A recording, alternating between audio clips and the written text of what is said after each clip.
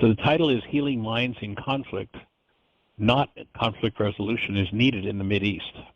And of course that would apply anywhere. The subtitle is Where Healing in the Real World Meets Scripture, Psychology, Physics, and Medicine.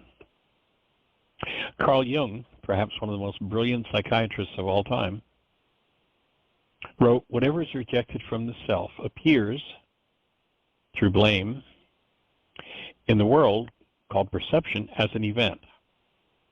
We meet ourselves and our projections on others time and again in 1,000 disguises on the path of life until the unconscious becomes conscious. It will direct our lives, and we will call it fate. Everything that appears to irritate us about others can lead to understanding and the healing of oneself. The deepest truth about you is that you are designed to know yourself as love, that love is the very essence, the very energy you're made of. You are designed to be healthy and whole, cherished and cared for, and function as love.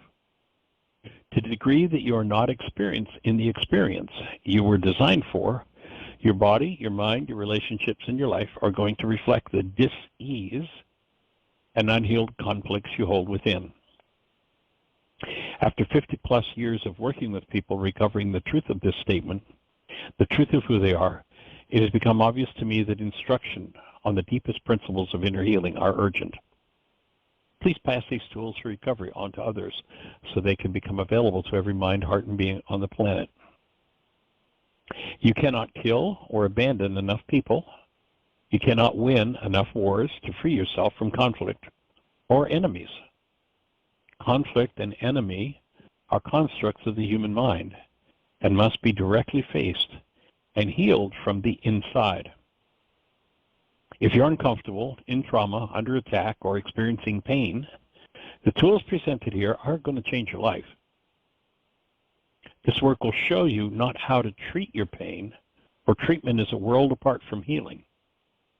Healing only happens when we learn how to address and change all pain and suffering we experience at the level of cause.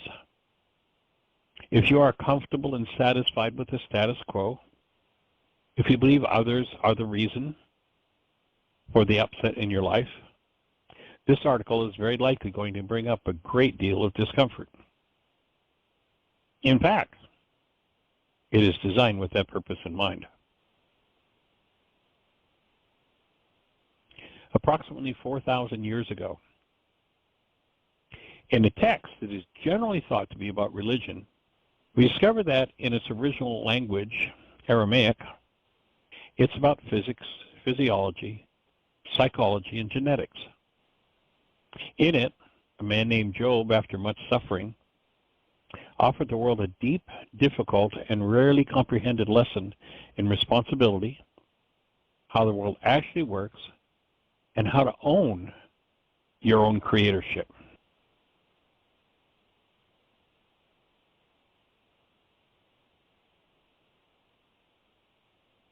And if I hesitate here and there a little bit, I'm making a minor edit or a spelling change or what have you. In one sentence, Job explained the physics, the psychology, and the emotional dynamics of how repeating widespread traumatic events, including war and suffering, are created and passed from generation to generation. In Job 3:25, he says, "For the thing I greatly feared has come upon me, and what I dreaded has happened to me." What Job was acknowledging was that he had troubles due to the dysfunction of his own mind. He admitted to himself and the world that his mind was inferior. And I've spelled that word IN-FEAR-IOR, inferior, the mind he was born with. When we have the quote-unquote eyes to see and quote-unquote the ears to hear, we understand that Job has the humbling insight that fear and dread are running his mind and creating results. Pardon me, that when fear and dread are running in his mind, he is creating results because the errant energy held are against his own best interests. In admitting and accepting responsibility, dysfunctional mind, as we all can do,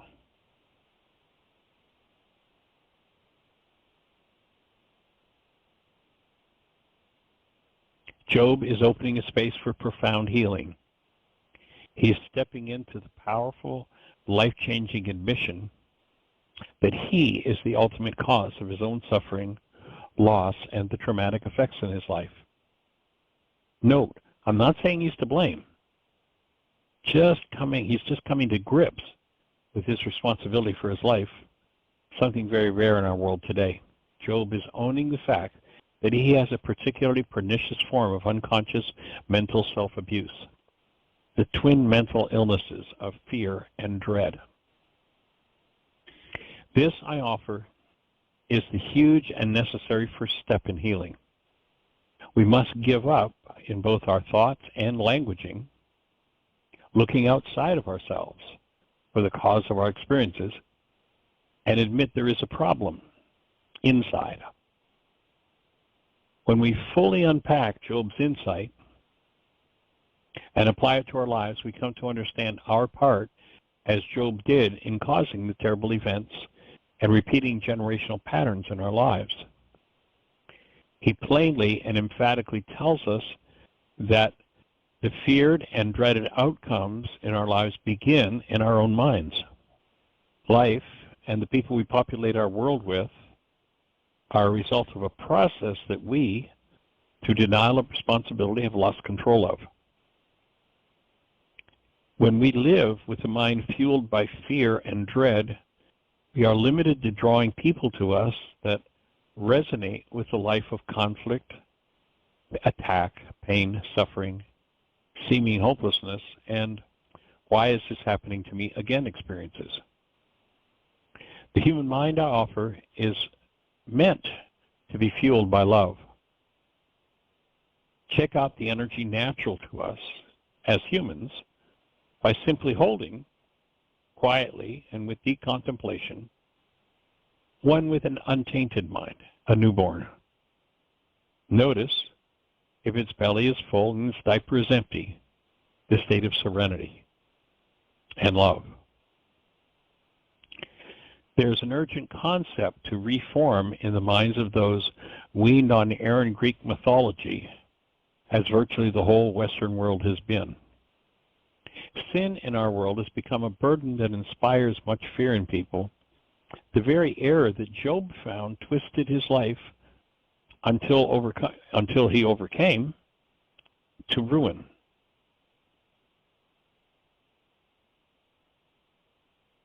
In Aramaic, the original language of the historic wisdom keepers of our Western world, sin was simply an archery term that meant off the mark, that one had engaged in an energy that was less than their highest and best.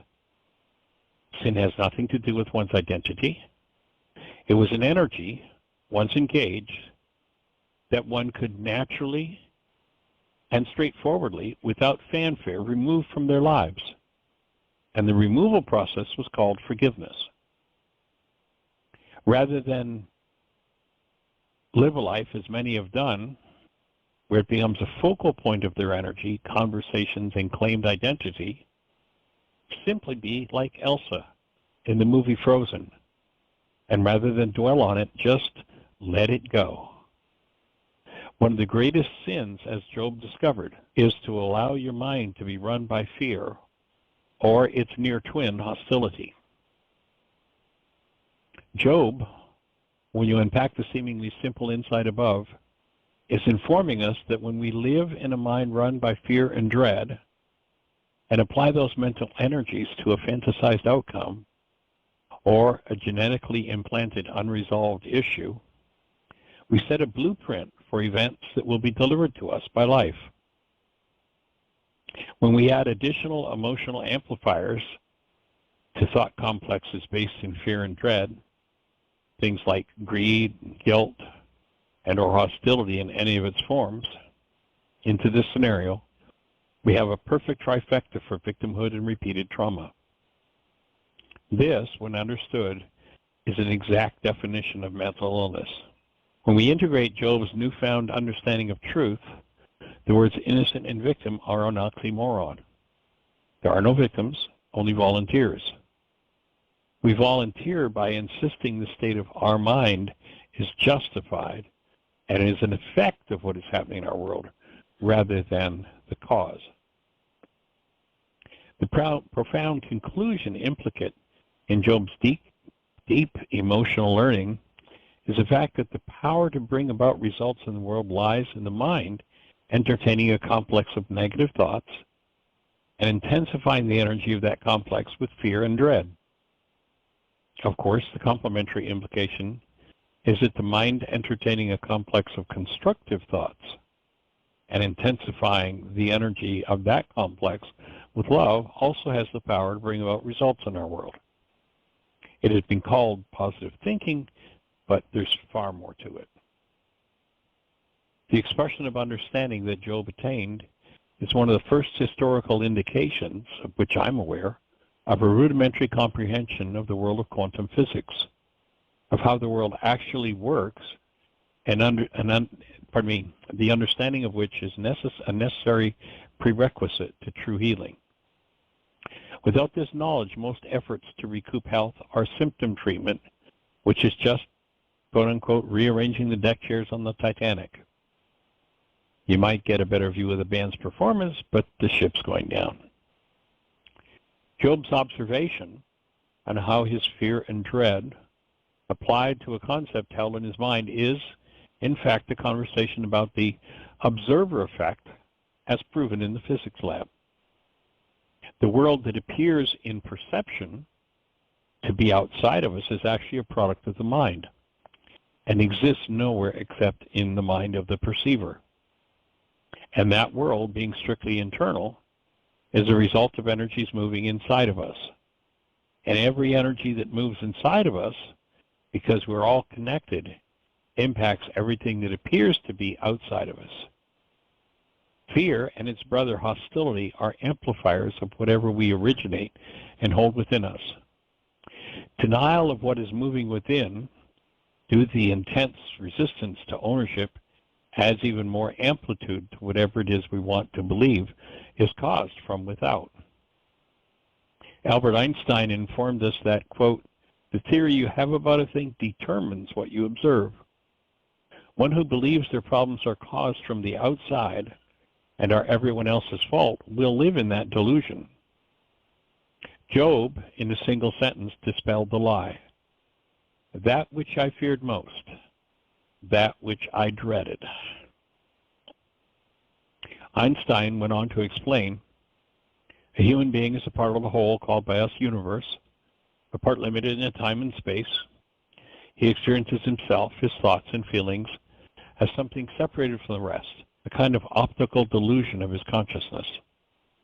This delusion is a kind of prison for us, restricting us to our personal desires and to affection for a few persons nearest us. Our task must be to free ourselves from this prison by widening our circle of compassion to embrace all living creatures and the whole of nature and its beauty. Nobody is able to achieve this completely, but striving for such an achievement is in itself a part of liberation and the foundation for inner security. In 1999, the CIA published a conclusion that confirms that tribal beliefs based in a them and us world, optical delusions according to Einstein, perceptions seemingly necessary for survival, were in fact the opposite of what was true. In their book, The Psychology of Intelligence Analysis, they offer, quote, perception is demonstrably an active rather than a passive process. It constructs rather than records reality. People construct their own version of reality. And then in the article, we'll have a link to that book where that's quoted. And of course, the realities we construct are evidence, first and foremost, of the content of our own minds. Minds in error literally see their constructed world through the lies they tell themselves. Interestingly, when you admit you are a creator, you realize you live in a world of make-believe. First you make it up, then you believe it, and then you go out and produce results to prove your power. Sure enough, if your mind requires enemies, your BS, belief system, which only gives you the evidence you asked for. Remember Einstein's, the theory you have about a thing? In the world of optical delusions, the evidence in your mind will prove you're right. And Neil Seth, neuroscientist and professor of cognitive and computational neuroscience at the University of Sussex, explains. He also demonstrates how the evidential mind works in this way. Perception is a mental construct generated by the mind, body, nervous system. The whole world we think we see is an hallucination unique to each person. When we agree on our shared hallucinations, we call it reality. And then we have a link to his presentation on that topic. Perception, the world we think we see with our eyes, is quite literally an hologram generated out of past content, a projection of the mind. We see nothing with our eyes. We see with our brains. And as real as it looks, there is no life in a hologram. With this understanding, obviously, we must, if we want to reclaim the power we actually have, we're going to have to take it out of the place where we've hidden it. If we're going to pass on a world of safety and love, we're going to have to take responsibility for and heal the parts of ourselves stuck in blame and victimhood. If one wishes to rid themselves of a feared, dreaded event, fighting against the result in the world we think we see as outside of us is futile. For simple resistive engagement, by simple resistive engagement, energy is added to the cause, which is within. Recall a particularly brilliant man's instruction 2,000 years ago? Resist not evil. As long as fear and dread are attached to a negative fantasy in the mind, the world must deliver on its promise. Ask and you will receive. Guarantee? Somehow any result will continue to arrive right on time as anticipated until its cause is removed. That is physics.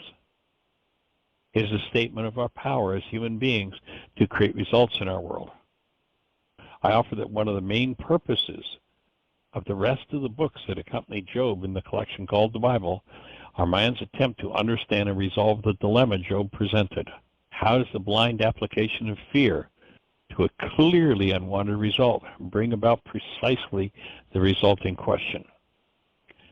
Again and again. And what can I do about it? A family, many families wiped out again. A centuries-old generational conflict continues, each ignoring the wisdom keeper they have in common, Job, and blaming the other. And living in the desert of ignorance, denying responsibility, as in this case, each says, we really don't understand why this is happening to us again. Shocking events, not only in Israel and Gaza, but around the world, in families and communities all over the world. An equally shocking change of thinking and understanding will be needed to bring us to sanity and resolution. Do not expect the answer to confirm your understanding of how the world works, especially where your mind has already put the blame outside of yourself. Notice every time, quote unquote, it has happened to you, you're the only one who is there. If, in bewilderment, you've asked yourself the question, why is this happening to me again?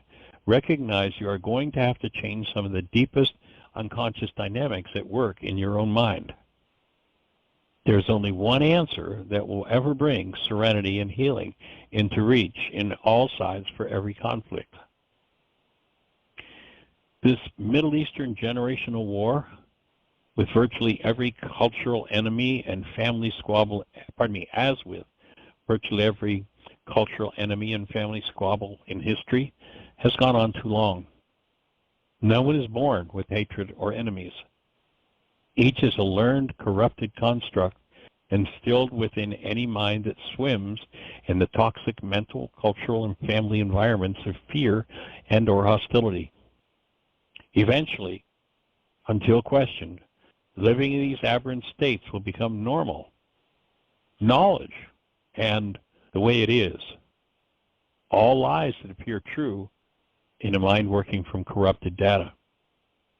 Anyone questioning what has become the cultural norm, like they are the enemy, will be labeled traitor and lumped in with said enemy.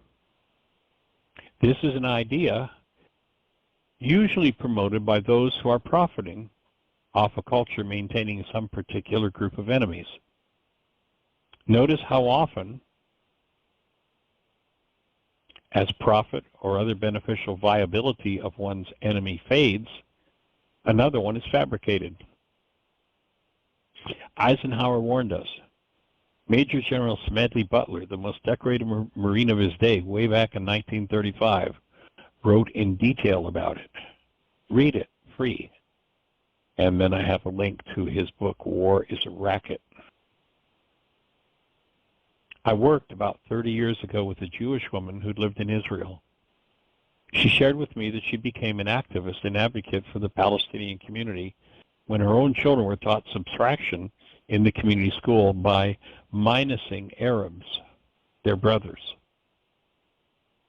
People who they were being taught were the enemy. Though I have no direct experience with such sad brainwashing of children from the Arab side of the equation, I have heard similar stories in reverse. Generational hate perpetrated through ignorance and unwillingness to go within and do the requisite work of cleaning up one's own befouled mind has become the norm. Read 1 Samuel 15:3. Now go and spite Amalek and utterly destroy all that they have, and spare them not, but slay both man and woman, infant suckling, ox, sheep, camel, and ass. And then read Joshua 6:21. And they utterly destroyed all that was in the city, both man and woman, young and old, and ox and sheep and ass with the edge of the sword. Another version of that passage says, go in and clean house. Don't leave anything breathing. Don't leave a donkey, a child, a woman, an old man, or an old woman breathing. Wipe out Jericho. Those profiting the most from these ignorant, self-destructive commands put them in the mouth of the highest authority, and the wars between brothers go on. One has to be quite ignorant to hold to the belief that a creator called love ever conceived of such insane instructions. The work required for actual healing. As long as war and traumatic energetic memories exist in the psyche of humans, those dynamics will, when resonated into activity, reflect in the mind as quote-unquote thought disorders, distorted perception, and they will play out in thoughts, words, attitudes, and behavior in the world. And each will produce destructive results until healed. As long as the atrocities remain hidden, unresolved in the minds, the genes, the family systems, the teachings, the myths, the modeling, and the stories of a people, generation after generation will live and die in the desert of unresolved, projected internal trauma, reflecting as what appear to be external experiences. Behaviors that produce all trauma are internally generated. These painful actions will be repeatedly played out within a family and or with neighbors which appear as enemies within the unsuspecting self-inflicted mind. Carl Jung defined these unresolved thought disorders carried by everyone as the shadow. A part of ourselves we've cut ourselves off from and in turn project into our brains perceptions, images, dreams, and fantasies of others. In the ancient Aramaic language, these aberrant states of mind, when active, were understood to control attitudes, words, emotions, perception, and behavior, and were called divan, D-E-Y-V-A-N, or demon. The Greeks had their pantheon of demons, and people have been chasing non-existent external creatures, demons, that are only existent as projections of one's own dissociated mind. Fear, as Job discovered, is one such demon to be cast out. Job, with his projected, dissociated, insane state of mind, fear, came right to the edge of totally destroying his life. How is such a demon cast out? Perfect love. We must put an end to the multi-generational, self-inflicted fantasy of victimhood that many swear is true. When in denial, the pretense that something outside of us is the cause of what is moving within causes distortions in perception, a dysfunction of the mind.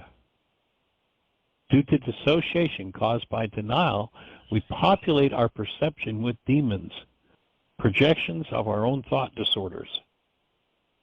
In the ancient teachings, such a mind was called the mind of man, which metaphorically has been described as seeing as though through a glass darkly, being quote-unquote lost in the desert, the wolf, and in some cultures called the trickster or the wily coyote.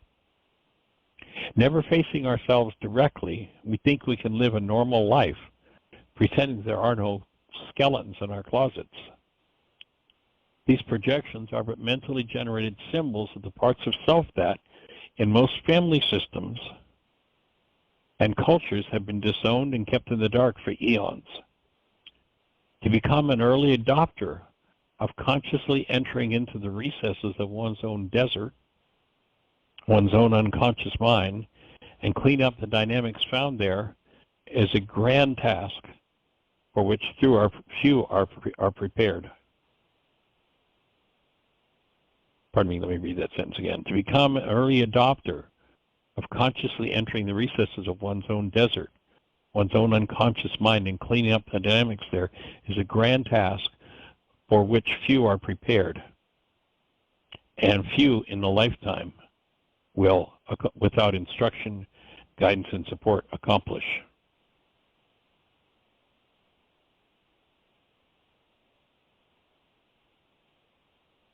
When you realize the human mind is designed to be fueled by love, these dark, unresolved conflicts over generations become the root of perceptions reflecting the twin debilitating mental illnesses of fear and hostility. This mental illness results in a physiological state called sympathetic dominance, commonly known as fight or flight. In what was meant to be an emergency momentary adaptation for survival, where blood flow to the higher centers of the brain, the nervous system, and the functions of rest, digestion, regeneration, reproduction, elimination is shunted to the larger muscles and the lungs to empower one to fight or run, we have an awesome adaptation that works. However, when this particularly pernicious form of mental illness is not recognized for what it is, it becomes chronic and debilitating physically, mentally, and emotionally. Not recognizing it for what it is, treatment is generally restricted to the introduction of manipulated petroleum-based molecules that suppress symptoms while exacerbating disturbances throughout both the body and mind. Here's a link to a 23-minute training I did for medical professions at Avison Medical, which has a device that helps restore those with chronic fear, hostility, and stress-based fracture of the autonomic nervous system.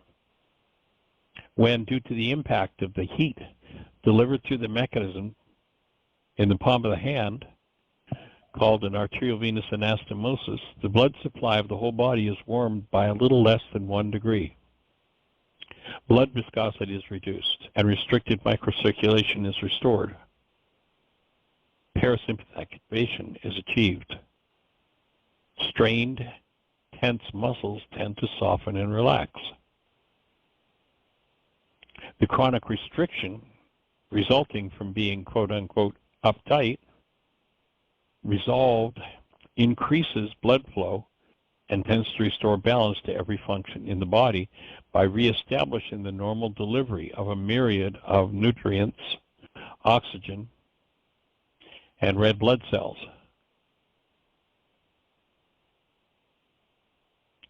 delivering the hormones and blood factors needed by every cell to function properly.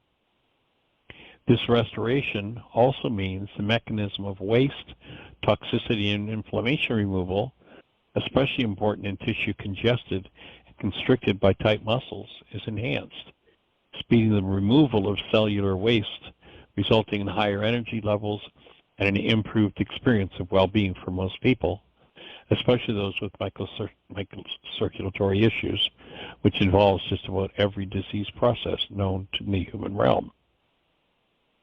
Until resolved, generational fear and hostility, the ever-increasing stress brought on by these mental and physiological disabilities, and the related behavior anomalies are faced and healed. Until they're faced and healed, there's a deep physiological and mental division, as well as ever-increasing conflict. All the conflict resolution in the world will not help, because resolving the effect in the outer world of the issues upon which the self-inflicted have projected their pain, like all symptom treatment, fails at the cause level. The only true resolution for an individual, a family system, or a community, or a nation is to remove the offending energy from within the mind.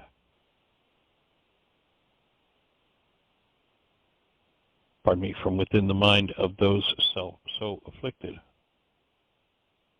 Any entity that refuses to go within and do the work, and do the work that will remain, any entity that refuses to go within and do that work will remain a house divided against itself, which cannot stand. Carl Jung said, those who look without dream, and those who look within awaken. In a mind where love is restricted or avoided altogether by unresolved fear, hostility, and or excessive stress, aberrant perception governs. Whether the mind is radically infected with unresolved thought disorders so as to be totally non-functional, or a less injured mind we identify as somewhat normal, the critical, angry, depressed, agitated, rageful, violent mind, but functional, we need to admit that if we're going to heal our world, we're going to have to own and solve the problem. And the problem we're talking about is, quite simply, a mental illness. In a trauma-informed mind, the shadow colors and defines, gives meaning to everything perceived, including the self and all others. The level of one's mental illness can be assessed by the words, the language they use. Words based in fear and or hostility produce results that any truly sane person would say they abhor, but then most would have someone else they blame, rarely looking to their own minds for the root of their problems. We must, as Job did, come face to face with truth. We are awash in a world of fear and hostility, the very definition of the theological idea of a fallen world, and in need of healing. This, however, is not a theological notion. It's as secular as it gets, as is the solution. Carl Jung could be seen as confirming Job's thesis about how deeply damaged his life had been by fear and dread when he says, in asylums, it is a well-known fact that patients are far more dangerous when suffering from fear than when moved by rage or hatred. With sufficient energetic trauma, the experience of the self, as it truly is, as love, as worthy, as capable, as acceptable, as honorable, as deserving and deserving of approval and being cared for, is obliterated. When a mind constructs its worldview and its experience of its self through the dynamics rooted in thought disorders based in fear, it self-inflicts pain, and blocking the fact that it was the common link, the only one present, and therefore responsible for every painful experience, a mind so inflicted has to hallucinate an enemy to blame. Unknowingly, the mind caught in its own projections is engaging, as Job implied, in a self-destructive creative act based in fear. Unreal thoughts, thought disorders, bar access to the truth of who we and the other are. Carl Jung brilliantly outlined both the impact and the solution of succumbing to seeing ourselves and the world through such a mind. Until the unconscious or dissociated mind becomes conscious, it will direct our lives, and we will call it fate. Greater than all the physical dangers are the tremendous effect of delusional ideas, that is, fear-based thought disorders projected, denied all reality in our world-blinded consciousness. Our much vaunted reason and our boundlessly overestimated will are sometimes utterly powerless in the face of projected unreal thoughts. Indeed, it is becoming ever more obvious that it is not famine, nor earthquakes, nor microbes, nor cancer, but man himself who is man's greatest danger to man. For the simple reason that there is no adequate protection against the psychic epidemic of projected fear.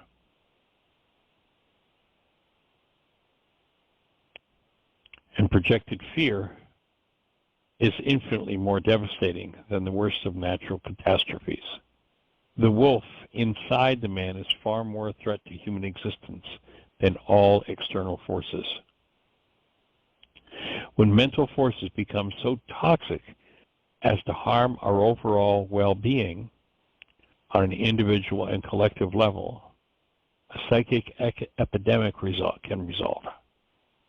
Modern society is prone to such a collapse due to a pandemic of delusional ideas.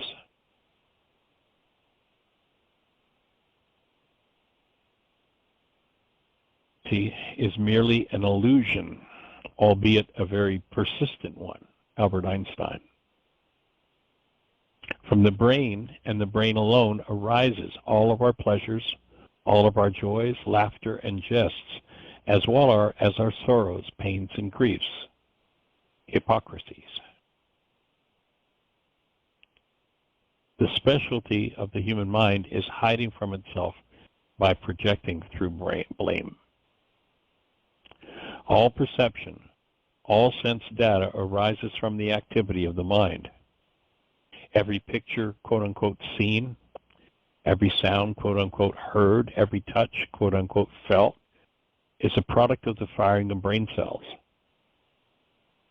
But it does not have to be that way. We individually and collectively must stop projecting what we do not wish to deal with that is going on within ourselves.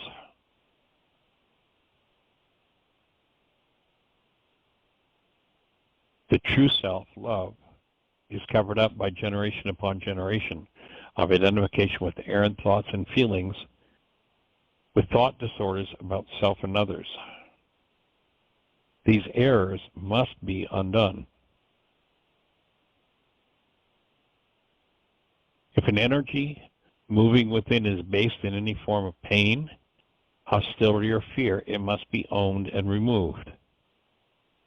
If not owned, its underlying cause remain hidden and therefore inaccessible, and the noise of it will cover up the subtle energy of one's ability to choose or to heal.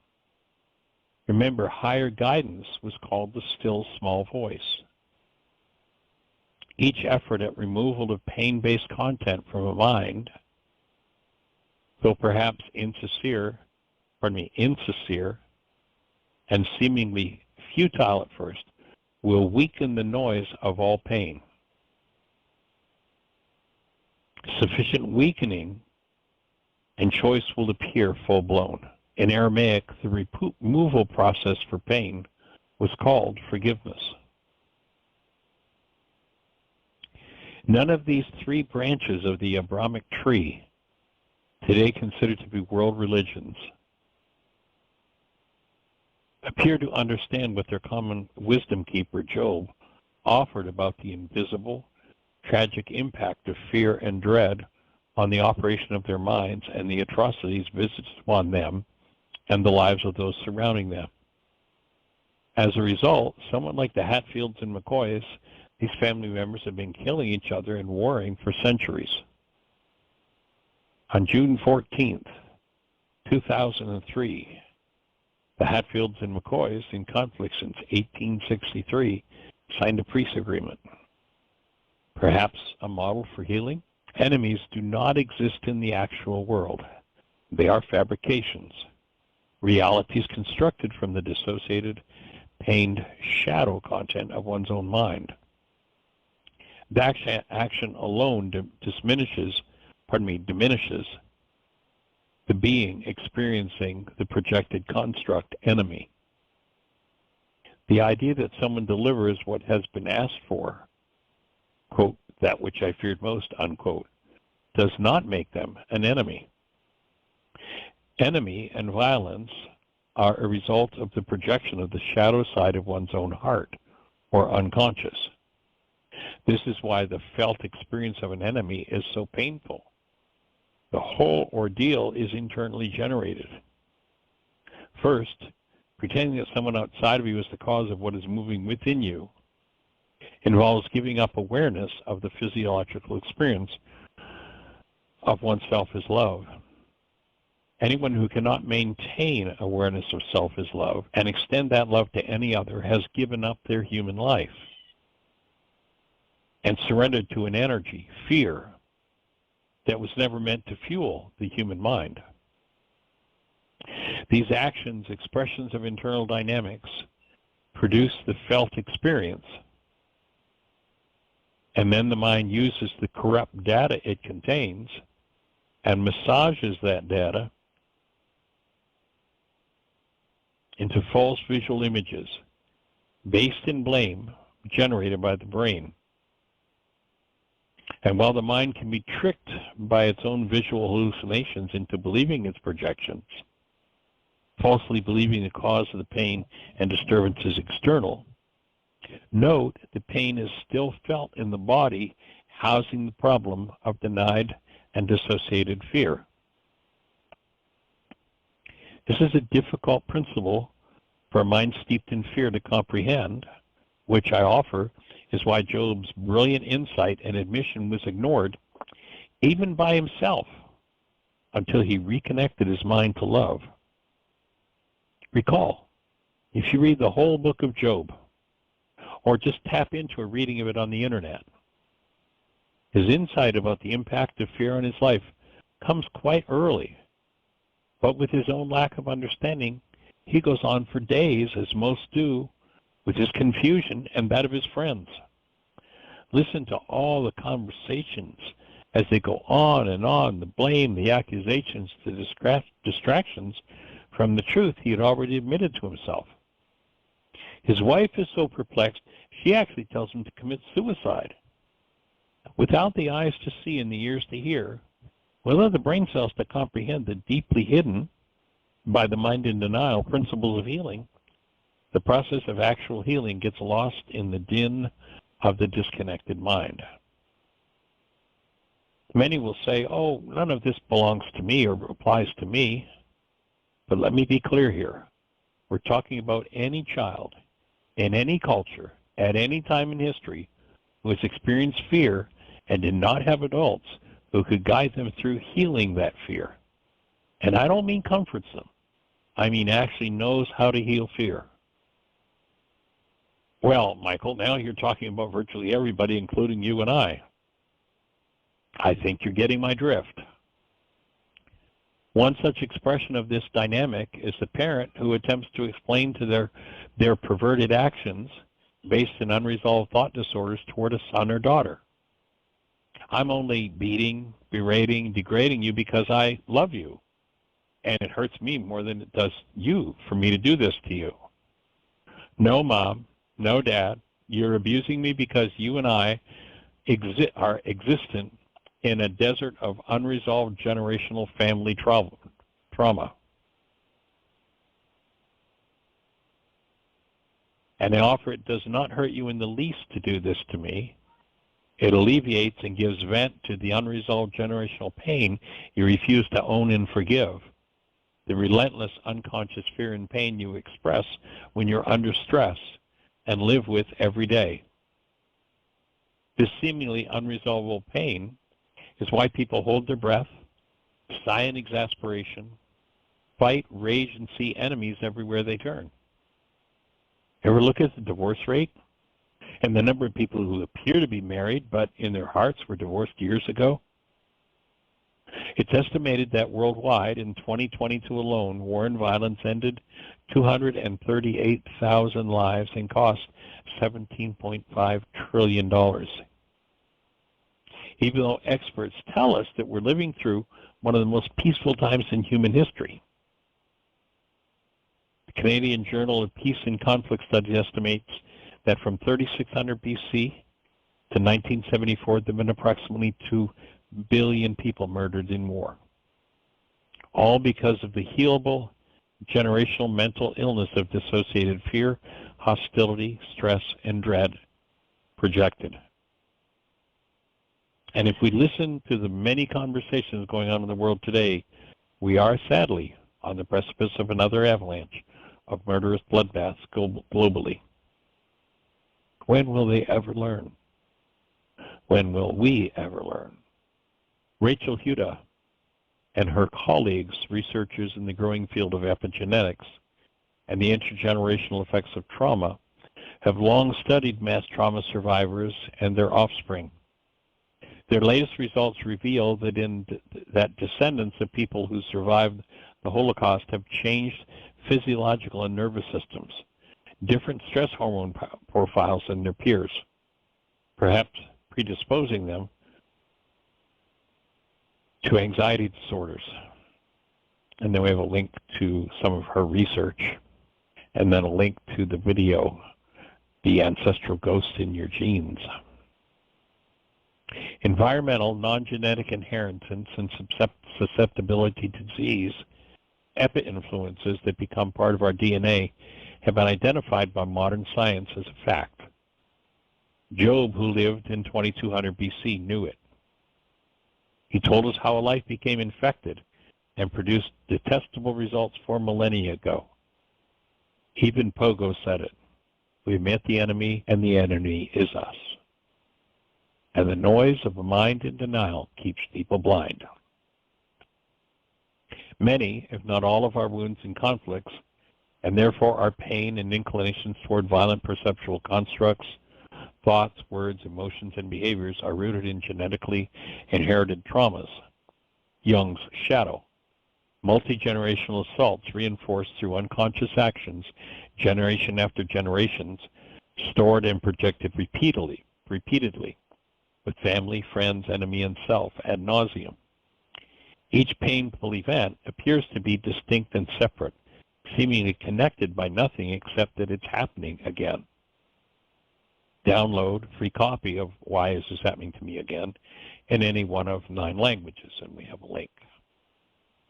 All of the effects we're talking about are directly connected to unresolved generational trauma. As Job realized, his multifaceted loss and suffering was connected to his own unhealed fear and dread. Once again, Carl Jung expands our understanding. He precisely described the source of our unconsciously driven behavior and the seemingly unavoidable repeating of generational trauma and conflict, as he explains why the patterns repeat and the only way true resolution can be achieved. Whatever is rejected by the self appears through blame in the world, called perception, as an event. We meet ourselves and our projections on others time and again in 1,000 disguises on the path of life. Until the unconscious becomes conscious, it will direct our lives, and we will call it fate. Everything that appears to irritate us about others can lead to understanding and healing oneself. It is a trick perpetrated by the biased, corrupted perceptual constructs in a mind that allows us to think these events are all separate and separated from each other. The connecting link, when the mind allows a glimpse, is that they're all based in unresolved traumas that, when activated, obscure the subtle, permanently available human experience of ourselves as our true nature, love. This is a strictly internal problem. It can only be resolved internally. When we are disconnected from our true essence, vision is blocked by internally generated pain that appears to be externally caused. We are reduced to quote-unquote seeing these unresolved but resolvable dynamics as outside events, another trick of the mind infected by fear and dread, an almost universal mental illness that people even play out with their own tender children. But the eye deceives and the ears hear falsely. For those having eyes do not see, and those having ears do not perceive the truth. When in denial, our projections are quite literally painted on the inside of our eyeballs by our own minds. Thought disorders converted into pictures by the mind, pictures that appear to be outside of us. And until understood, the resolution begins. Attack and defense will seem to be the only options. And the unfortunate nature of each defense is that it holds the energetic pattern, when amplified by fear, to draw the next exact corresponding attack.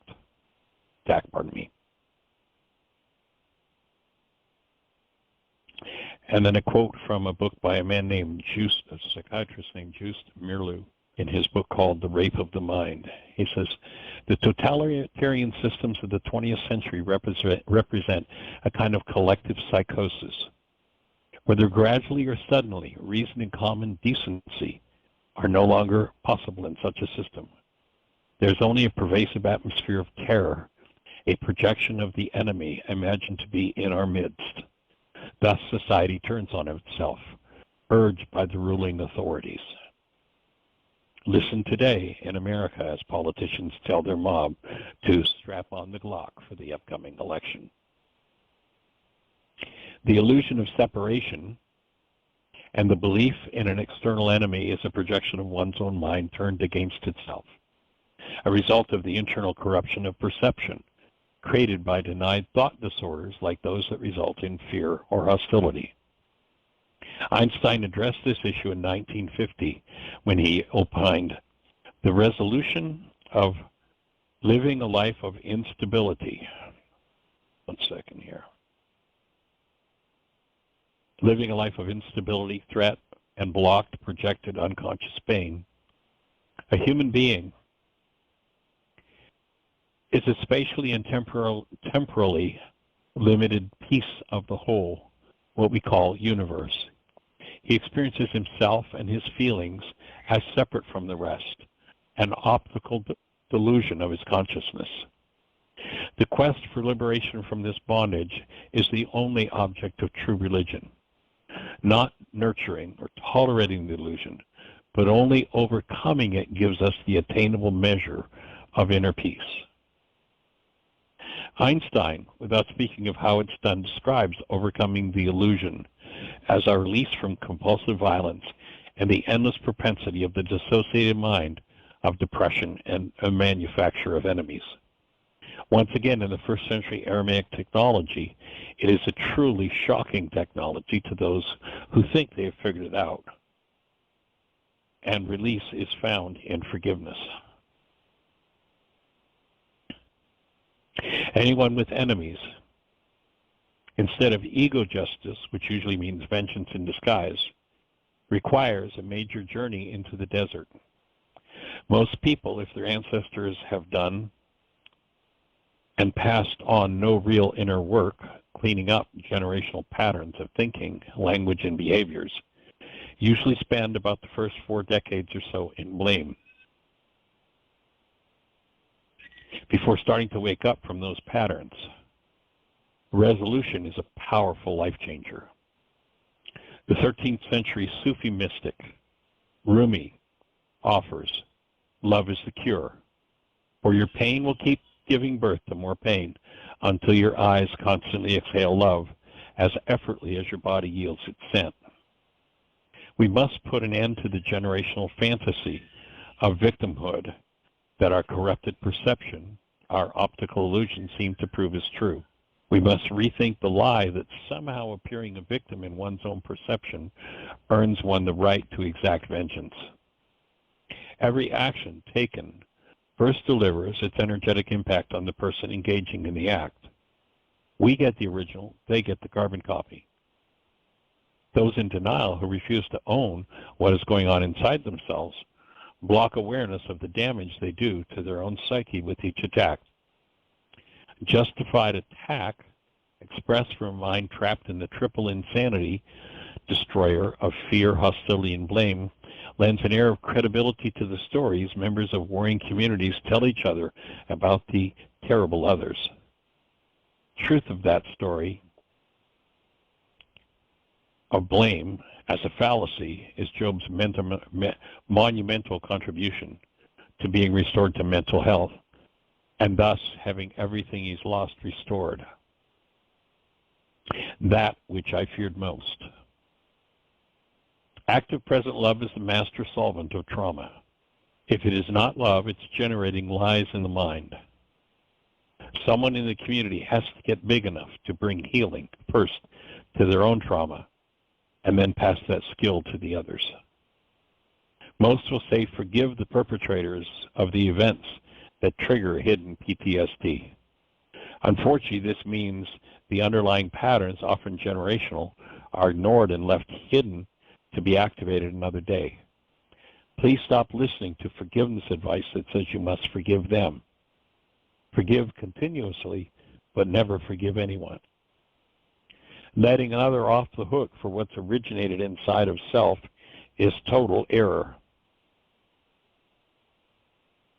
The person telling you that the solution to your repeating pattern is forgiving someone else for what's happening inside of you knows nothing about removing trauma from your genes, your mind, your emotions, or body.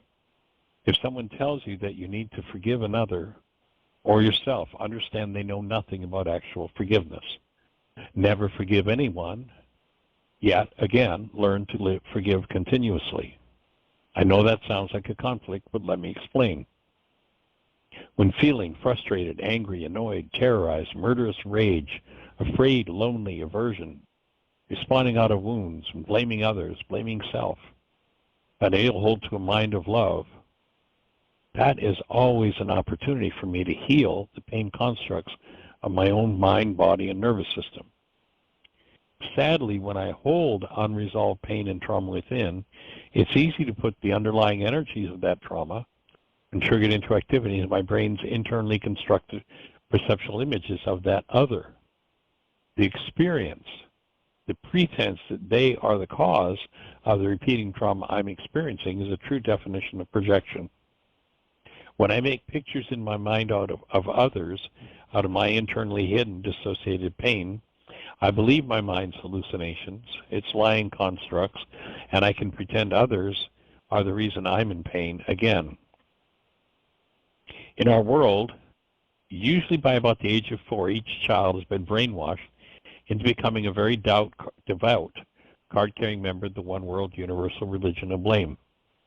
Once convinced by the mind's dissociated trauma that its pain-based interpretation of events is true, we are led directly away from understanding what is really going on, away from true healing again. Once again, as a reminder, profoundly powerful insight into how the world really works, I'm going to repeat Carl Jung.